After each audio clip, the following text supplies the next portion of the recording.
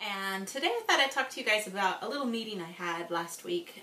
It was a parent-teacher conference and actually just a meeting of the PTA. And out of my daughter's class of 40 people, maybe 15 to 20 parents showed up to the meeting.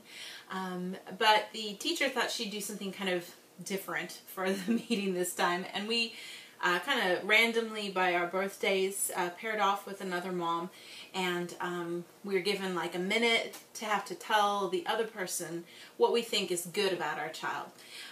And now I'm sure some of you out there are like, whatever, that's super easy, right? I mean, I thought, come on, this is no big deal. You know, I imagine being back home in America and people would be just talking and ranting and raving and nonstop. You couldn't try to stop people talking about how wonderful their children are. We are known in America for being very forthcoming with compliments for our own children, for everybody really, but especially our own kids. We definitely like to talk a lot about how awesome Junior is and all the great things that little Susie May's doing. So all those kinds of things are pretty easy for us. They come pretty quickly. In fact, they come kind of in an overload if you really look at it honestly.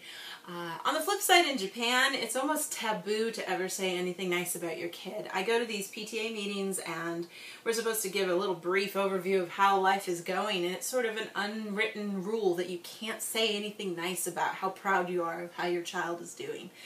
So I'm always scrapping my brains going, wait, I gotta remember I have to say something bad about my daughter.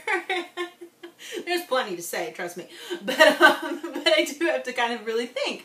And doing this little challenge was really hard. I felt so bad for the mama I was paired up with, and I know her daughter, and it is true, there's probably a lot more bad things to say than there were good. No, I'm kidding. But she was really struggling, and you know, I had to preface every single thing she said. You know, she was trying to say something nice, but then she had to put all this bad stuff in front, you know. Oh, my daughter's terrible at sports and she's really slow, and you know, she never wins anything, but she tries really hard. And I was like, wow, that's a really weighted compliment, you know. It would be nice if you could just really say, you know, my daughter really tries hard and I'm so proud of her, you know. There's just none of that here. So, and the teacher is trying to say that, you know, it was psychologically, blah, blah, blah. Studies have proven that if you are nicer to your kids and you show them encouraging support, they'll flourish and grow. I don't know. Go figure. So that's kind of the new trend. And the meeting was really just funny to me because I couldn't just spew out compliments because that comes off as weird. You know, I know plenty of Americans and other foreigners who live here who act just like they always are and act very American and would just say whatever they want.